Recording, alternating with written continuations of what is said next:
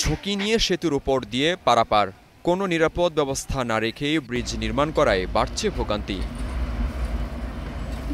কুষ্টিয়ার মিরপুর বাজারের মধ্য দিয়ে প্রবাহিত গঙ্গা কপোতাক্ষ সেচ প্রকল্পের প্রধান খালের উপর অপ্রশস্ত সেতু ভেঙে নির্মাণ করা হচ্ছে দৃষ্টিনন্দন একটি সেতু। কিন্তু বিকল্প হিসেবে বাঁশ ও কাঠ দিয়ে অস্থায়ীভাবে নির্মাণ করা হয় চলাচলের রাস্তা।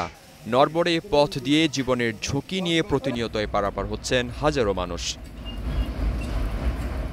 2023 সালের 15 নভেম্বর Concrete and Steel Technology Limited নামে ঠিকাদারি প্রতিষ্ঠান সেতুটির নির্মাণের কাজ পায়।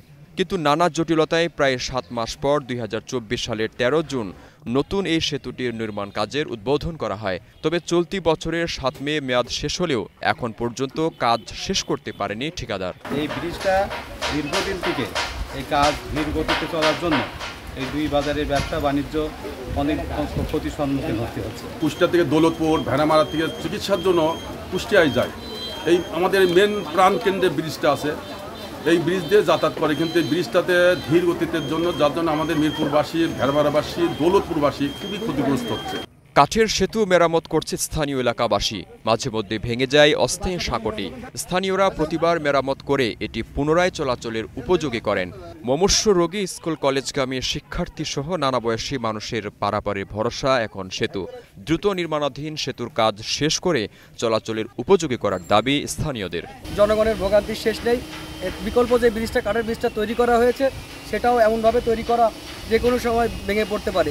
যারা দায়িত্বে আছে, উপজেলা নির্বাহী অফিসার আছে, তাদেরকে দৃষ্টি আকর্ষণ করছি, জেলা প্রশাসকের কাছে দৃষ্টি আকর্ষণ করছি, যত দ্রুত সম্ভব এই ব্রিজটি যেন দ্রুত নির্মাণ করে মানুষের চলাচলের ভোগান্তি দূর করে।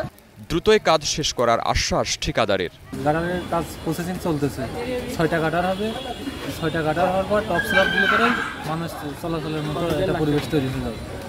সেতুটি নির্মাণে ব্যয় ধরা হয়েছে 18,67,17,000 টাকা।